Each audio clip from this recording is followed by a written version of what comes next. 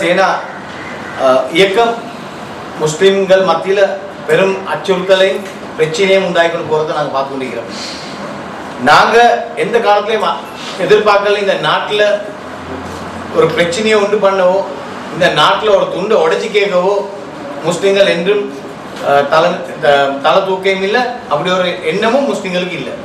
முஸ்லிம்களுக்கு இலங்கையில் ஒரு நிம்மதியாக ஒரு சமூகமாக தமிழ் முஸ்லீம் மக்கள் எல்லாரும் ஒற்றுமையாக வாழணும்னா அதை தவிர வேற ஒன்றுமே முஸ்லிம்களுக்கு தேவையில்லை. அப்படி வாழ் முடிக்கிற காலத்தில் தான் எங்களுக்கு இந்த மாதிரி ஒரு பிரச்சனை புதுபலையாக வந்து நேற்று நாராமலையில் கூட துண்டு பிரசாரம் கொடுத்து உடனடியாக முஸ்லீம்கள் அங்கே வெளியேறணும், கடையிலெல்லாம் மூடணும்னு சொல்லி பதுல்லையில், கண்டியில், ரம்புக்கணையில் இந்த மாதிரி இடத்துல எல்லாம் பெரிய அநியாயம் நடந்து போகுது. அரசாங்கம் இதை செய்யாட்டி அரசாங்கத்துக்கு இதுக்கு ஒரு முற்றுப்புள்ளி வைக்கலாம். ஆனால் அரசாங்கம் என்ன செய்யுதுன்னா எல்லா சேனல்லையும் புதுப்பாலைக்கு போயிட்டு நீங்க வேண்டியோட செஞ்சுக்கோங்க, ஆனா முஸ்லிம் ஜமீயத்துல் உலமாக்கு மட்டும் நீங்க போவானும். இப்போ அவனோட புதிய இமாம் வந்து மஹிந்த ராஜபக்ச இமாம் சொல்றாரு நீங்க இந்த விவாதத்துக்கு போவான்னு சொன்னா அவங்க போறாங்க இல்லை. அதே நேரத்தில் நேற்று நடந்த டிஎன்எல் டிபேட்ல புதுபால சொல்றாங்க என்னோட நேற்று டிபேட்டுக்கு வாருன்னு சொல்லிட்டு 3 மணிக்கு நாங்க அசாத் சாலியோட விவாதத்துக்கு வரமாட்டோம்னு சொல்றாங்க. சொன்னதுக்கு வரும் ஜமீயத்துல் உலமா அனுப்புறாங்க காகிதம் வந்து எங்களுக்கு தனியாக தாங்க நாங்கள் புதுப்பாலையோட வரதுக்கு ரெடி இல்லைன்னு. நேற்று கடைசியில் 7ஆம் மாட்டில் நாங்கள் 2 பேர் அனுப்பி ஐக்கிய தேசிய கட்சியால் ஒரு 3 பேர் தான் புதுப்பாலையோட போயிட்டு அவங்களால ஏந்திய மாட்டு ஒரு டிஃபிட் ஒரு நல்ல ஒரு ப்ரொபோசலும் ஒரு செட்டில்மெண்ட் வாரமாக பேசினாங்க. எந்த விதமான செட்டில்மெண்ட்டும் வரலை. ஆனால் இன்னைக்கு நாங்கள் என்ன சொல்றோம்னா தொடர்ந்து இந்த ஜமீயத்துல் உலமா இந்த மாதிரி ஒரு நடவடிக்கை எடுக்கணும்னு சொன்ன ஐக்கிய தேசிய கட்சி தலைவர் வர சொன்ன நேரம் அவங்களை காணவாருன்னு சொல்லி அவரை காக்க வச்சு ஜமீயத்துல் உலமா அங்கே போகல. ஒரு தவறு. 2வது ஜேவிபி லீடர்ஷிப்பும் கூப்பிட்டு பேசுறதுக்கு அவங்களும் யூஎன்பி தான் முஸ்லிம்களுக்காக குரல் கொடுத்த பாராளுமன்றத்தில். ஆனா அந்த தலைமத்துவத்தை பார்க்கறது ஜமீயத்துல் உலமா இல்லைன்னு சொல்லி அவங்களோட அமீர் ஆகியாரு மஹிந்த ராஜபக்ச அவர் சொல்லிக்காரு நீங்க போவானு. அவர் சொன்னதுக்காக இவங்க போறது இல்லை. அவங்க மறு சூட்டெல்லாம் தச்சு ஜெனீவா போறதுக்கு ரெடி ஆகிறாங்களோ தெரியா. ஒரு தடவை போயிட்டு வந்தாங்க. எந்த சிங்கள தலைவர்மானும் ஜெனீவாவுக்கு போகல, எந்த அஹமதுரும் எந்த கிறிஸ்டியன் ஃபாதரும் போகல, எந்த பூசாரியும் போகல ஜெனீவாக்கு. ஆனா முஸ்லீம் பூசாரி மாதிரி தான் போனாங்க.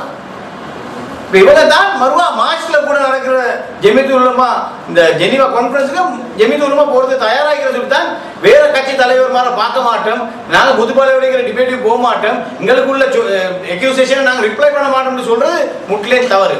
ஆனால் நேற்று புதுபாலம் வந்து தனியாக அடிக்காம வைக்கிறதுக்காக வேண்டி தான் நாங்கள் எப்படியோ ஒரு 3 பேரை சார் அனுப்பி முஸ்லீம்களுடைய மானத்தை காப்பாற்றினோம். அதை நாங்கள் சொல்லிக்கொள்ள இந்த இடத்துல சொல்லணும்.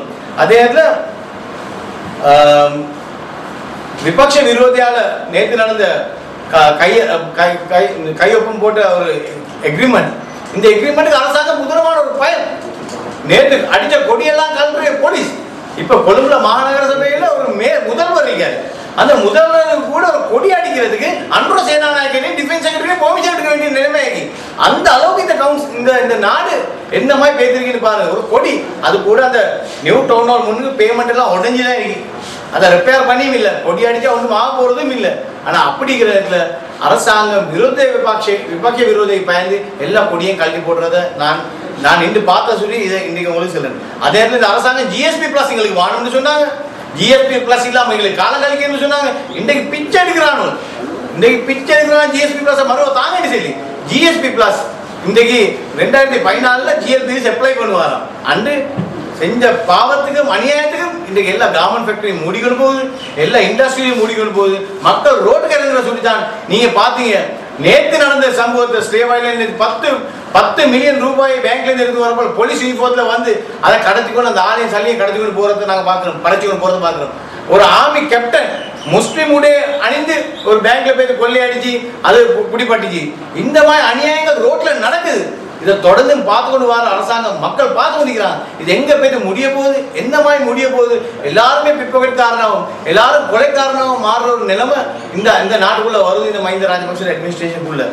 அதே நேரத்தில் கமலேஷ் சர்மா அவர்கள் வந்தார்கள், ஜனாதிபதியை கண்டார்கள், மோம் எல்லாம் கருத்து போய் தெரிஞ்சு என்ன சொல்றாருன்னு சொன்னா அவர் ஜனாதிபதி மந்திரி வெளியே போகும்போதே மெசேஜ் அனுப்பியாச்சு, இங்கே தான் கான்ஃபரன்ஸ் நடக்க போகுது, கவர்மெண்ட் நடக்க போகுது, எந்த பிரச்சனையும் இல்லைன்னு கமலேஷ் சர்மா சொன்னாரு. அவர் செக்ரட்டேரியட்ல இருந்து மெசேஜ் வருது, அப்படி ஒரு தீர்மானம் எடுக்கவும் இல்லை, கமலேஷ் சர்மா அப்படி ஒரு ஸ்டேட்மெண்ட் கொடுக்கவும் இல்லைன்னு சொல்லி வருது. இந்த மாதிரி ஒரு நிலைமை தான் அரசாங்கத்துக்கு அவ்வளவுக்கு பஞ்சமாக இருக்கு விஷயங்கள். அதே நேரத்தில் மக்களுடைய காணியலை விசேஷமாக நாங்கள் யாழ்ப்பாணத்தில் பார்க்குறோம். அன்று தமிழ் மக்களோட காணி எடுத்து இன்ன வரைக்கும் கொடுக்காம இதுல எல்லாம் ஆமிக்காய் படிச்சு கொண்டு இன்றைக்கு 4 வருடமாக இந்த யுத்தம் முடிஞ்ச பிறகு கூட மக்களை நிம்மதியா வாழ விடாம எல்லாம் மிலிட்ரி பண்ற ஒரு அரசாங்கமா நாங்க பாக்குறோம். அதே இடத்துல இன்னைக்கு ஈஸ்டர்ன் ப்ரொவின்ஸ்ல வந்து முஸ்லிம்கள காணி எடுத்து ஆமிக்காய் படிக்கிற நிலைமைக்கு வந்திருக்கு. இதை நாங்க முற்றிலும் எதிர்க்கிறோம். இந்த இயக்கம் நாங்க சேர்ந்திருக்கோம் சொன்னா எல்லா தமிழ் மக்களுடைய மைனாரிட்டிஸுடைய பிரச்சனையில பார்க்கக்கூடிய ஒரு சங்கமாக நாங்கள் இருக்கிறோம். தொடர்ந்து நாங்கள் இந்த நடவடிக்கையை எடுத்துக்கொண்டே போவோம். இதை யாராலையும் நிப்பாட்ட முடியாது என்று சொல்லிக்கொண்டே அதையும் පාතම් කුඩියල හිටියා මේ කියලා. දැන් මේ මැතිවරණයෙන් පස්සේ කී පාරක් මේ පැත්තට ඔබතුමා ගියා? මම ගිහිලා ඔබතුමා දැකලා නැතිවද ඔබතුමාට මම ෆොටෝ එකක් යවන්නේ. අපි නැගෙනහිර පළාතේ බඩු බෙදපු ඒවා දැන් මිනිස්සු අනාථ වෙලා ඉන්නවා, මිනිස්සුන්ට කන්න නැතුව ඉන්නවා. ඒගොල්ලන්ට හාල් ළමයින්ට පොත් ඔක්කොම දීලා ආපු බින්දුවල ඔන්න ඔබතුමාට දැන් යනකොට දෙන්න පුළුවන්. අපි ඒ නැගෙනහිර පළාතේ යනවා. දැන් අපි අනිත් යාපනයටත් යනවා. යාපනේ නේද? එනවා නම් එන්න පුළුවන්. එනවනේ. ඔව්. එනවා අනිවාර්යයෙන්.